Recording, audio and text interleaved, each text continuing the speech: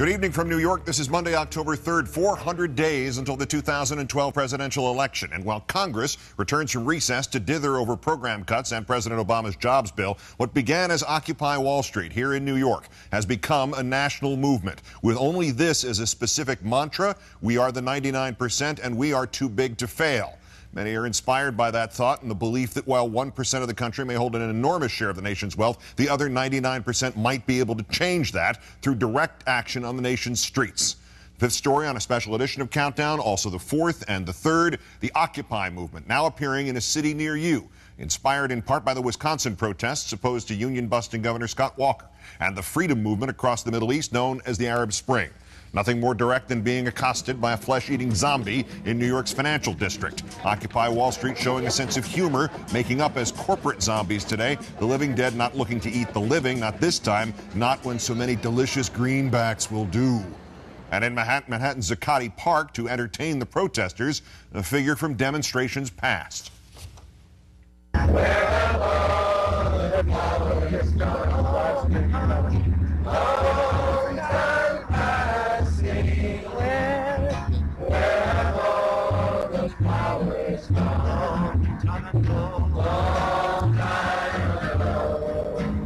Of course, Peter Yarrow of Peter, Paul and Mary singing a song that was a hit, albeit originally for the Kingston Trio, in 1962. And if flowers in this case are progressives willing to take to the streets, and the number and scale of this weekend's protests mean anything, the flowers seem to be coming back. In Boston, where hundreds marched near the Federal Reserve Bank yesterday, and more protesters marched today. In Durham, North Carolina, where hundreds inspired by Occupation Wall Street gathered yesterday to protest income inequality. I think that part of the problem is that we just have a small percentage of people in the United States who own the majority of wealth, and they also own the majority of power to make decisions that affect other people's lives. In Albuquerque, New Mexico, Saturday, where more than 500 protesters marched in solidarity with Occupation Wall Street, and in Denver, where protesters gathered at the state capitol to shout their opposition to bank bailouts and, more importantly, to corporate greed. But the biggest of the weekend's demonstrations took place Saturday in New York, where protesters looking to march across the Brooklyn Bridge were met by a phalanx of police. What happened shortly thereafter is a matter of dispute and of some urgency.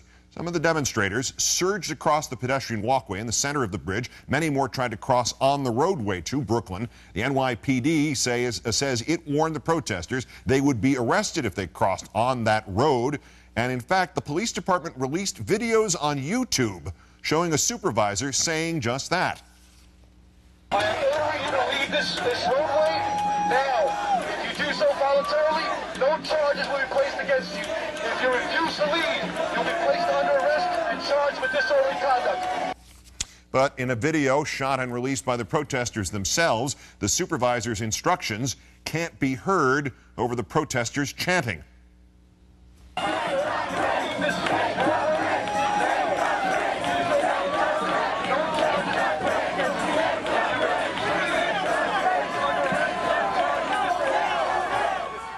When the police then turned and walked up the roadway, hundreds of protesters followed. Some thought they were being escorted across. Instead, some 700 were arrested. Many said they thought they had been tricked into following the police. Let's start our coverage tonight with some conversation about the Battle of Brooklyn Bridge. And I'm joined by Ryan Devereaux, reporter with the radio and TV news program Democracy Now! Thank you for coming in. Thank you for having me on, Keith. All right, so you were there and you saw what happened to the demonstrators. It essentially also happened to you, at least for part of the time. Do you know, did the protesters always intend to cross the bridge on the roadway as well as in the walkway, or what was the intent? Any idea? Well, Keith, I was at the front of the protest, at the front of the march, I should say, as I approached the entrance to the Brooklyn Bridge on the Manhattan side, and there was disagreement among protesters as to whether to take to the pedestrian walkway down the middle of the bridge or occupy the space that usually relegated for cars. This disagreement led to a buildup at the base of the bridge, and you're talking about a march with thousands of people. It built up quickly. There was a chant of off the sidewalk into the streets. That chant got louder and louder. I did see the police take to the megaphone, but that chant was deafening. There were thousands of people there, and it was clear that the police couldn't keep those numbers back. They stepped aside, and the marchers moved through onto the walkway, onto the road. Do you sense that the protesters thought they were entrapped by the police, or was it just, is this genuinely the result of confusion and people not being able to hear each other? I've certainly interviewed a number of protesters who feel and have explicitly said that they felt that they were entrapped. I can imagine if you were even just a little bit further back than I was, you would see the police walking right next to you, seeming to escort the crowd the same way that they had escorted the crowd through the preceding blocks. And when we say 700 people were arrested, was it, as the video we're showing now suggests, one at a time, people taken down to the pavement and cuffed or plastic cuffed? Were people penned in? How did it happen? Well, as the protest moved its way across the bridge, we got about maybe a third of the way there to the first archway. And that's when we realized that there were policemen lined up in front of us and police vehicles in front of us, and the policemen that were on the side of us were moving up to the front. The first arrests were heavy-handed, to say the least, and they seemed to be random. They were plucking people out of the crowd, but they weren't doing it quickly. It was one by one, slowly. It didn't make sense as to how they were choosing the people they were arrested. I should say that one of the first people I saw arrested was a member of the National Lawyers Guild. He was wearing a green hat, which signifies that they're a member of the Lawyers Guild. Mm-hmm. They're there to be legal witnesses to what happens. He seemed to have approached the police officers and was then cuffed and arrested. And then, to my understanding, I was released because I had a press pass, but to my understanding, the arrests that followed were more orderly and slow. Obviously, you left this sort of in progress because of, as you suggested, they corralled you as well as everybody else. Was there only, in the aftermath of that yesterday or Saturday and then what happened yesterday and today, was there only anger by the protesters about police treatment, or was there some gratitude that once again, as with the pepper spraying last week, the police, certainly unintentionally, put the whole thing back on the front page? Well, you know, talking to protesters after the crackdown, you know, people were stunned at the numbers, that's for sure. 700 people. When I first saw it, when I got home and looked at the numbers, I couldn't believe it. But people seem energized by this in the same way that they were the weekend before when 80 people were arrested. It drew more attention, and, you know, when people get arrested, when they spend time in jail together, when they stand up for something together, it creates a formidable bond. Yeah, when suddenly you have the sense that you're going to be arrested for walking on what theoretically are publicly owned streets. Correct. Yeah, exactly. Ryan Devereaux, reporter for the radio and TV news show Democracy Now! Again, thanks for coming in. Thank you. When protests against the Vietnam War began in the mid-1960s, academics held teach-ins in colleges and universities around the country so students could learn the history of the conflict and figure out which side they were on. On Sunday, an economics teach-in took place in Lower Manhattan, led by Nobel Prize-winning economics professor Joseph Stiglitz and Roosevelt Institute senior fellow Jeff Madrick, a regular course on this program. Economics 101 and its application to our ongoing crisis from two of the nation's finest economists, supported by the now traditional chorus of protesters who repeated every word. In the early 2000s. George W. Bush.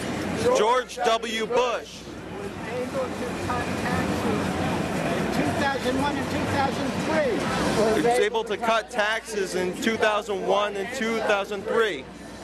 He said we would get rapid growth and job creation. Jeff Madrick joins me now for a teach-in on what he saw and taught in Zuccotti Park, along with the Roosevelt Institute, his affiliation thereof. He is the author of The Age of Greed. Welcome back from the barricades. Thank you. It's good to be here. How did you make arrangements, you and Mr. Stiglitz, to go down there and teach, and why did you want to go? You know, there are people who are aware of us down there, and they actually contacted us. Huh? It's not as if there are no educated people there or no people who read newspapers. Thank you for dispelling that delusion. In fact, it was quite surprising how, even to me, who did this as a kid during the Vietnam years, how courteous the kids were, how eager they were to get knowledge, the good questions they asked. I am not trying to sugarcoat this. Mm-hmm. This was a real teach-in. Up until about a week ago, the protesters, particularly in the local press, was portrayed as this kind of incoherent group of self-advertising radicals. Did you get any of that sense? Did you get any kind of that, or you know, that the teach-in was going over people's heads, or they weren't interested, or anything? No, it was very much the opposite. They were very interested. They tried to understand. Mm-hmm. We went down there because we think the facts, by and large, support their case, whether that case is built on instinct or extreme disappointment, frustration, fear.